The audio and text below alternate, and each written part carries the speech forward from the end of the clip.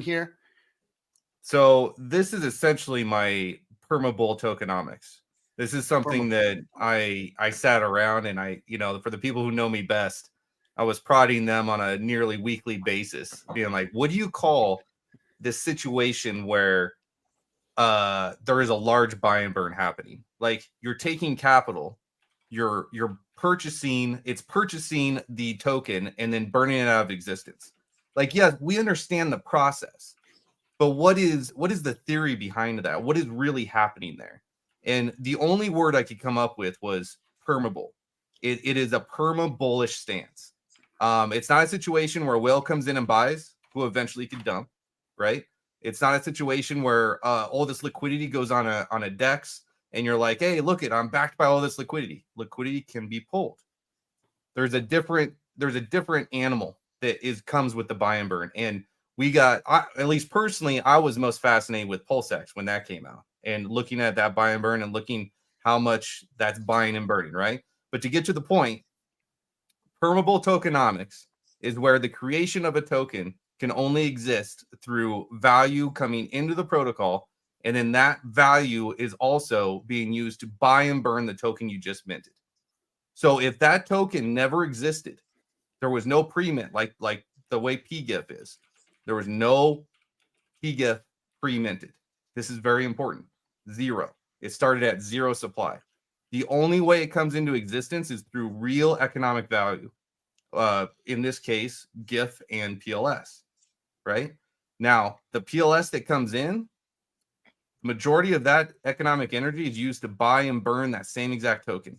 So every time this token is minted, there is a perma-bullish stance on that token. So when you ask these questions, like, the buy pressure has to come from somewhere. The buy pressure comes from the creation of the token itself.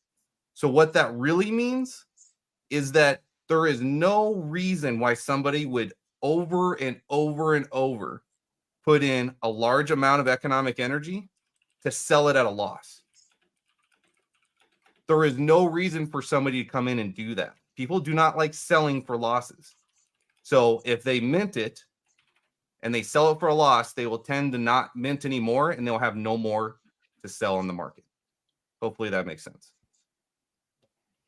Okay, so I think that maybe talking about the real value that's being created on the other side of it would be the arbitrage opportunity and what's created from the system itself. Step, right? So yes. That's the next step. So now when we're talking about why would somebody mint and then sell for a loss, right? They typically wouldn't. So the supply kind of stays stagnant. But if it's purchased on market because people want to speculate, or maybe the buy and burn's purchasing it, and it pushes above that value, so now you can mint PGIF, and that value is greater than the value you plugged in, then you could immediately sell it, and that difference in value is now your profit. Yep. But every time this is done, it creates a new perma-bull stance in the ecosystem, because every time you go to mint, you're supplying the buy and burn.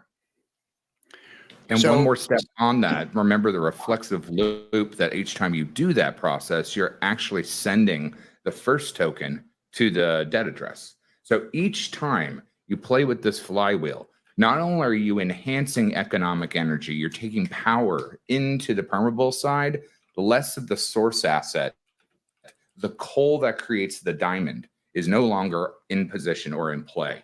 Each time you use the system correctly, instead of just trading, you're now creating economic movement and reduction of supply and the deletion on the other end. It's a reflexive system, or a balancing loop and a refining loop.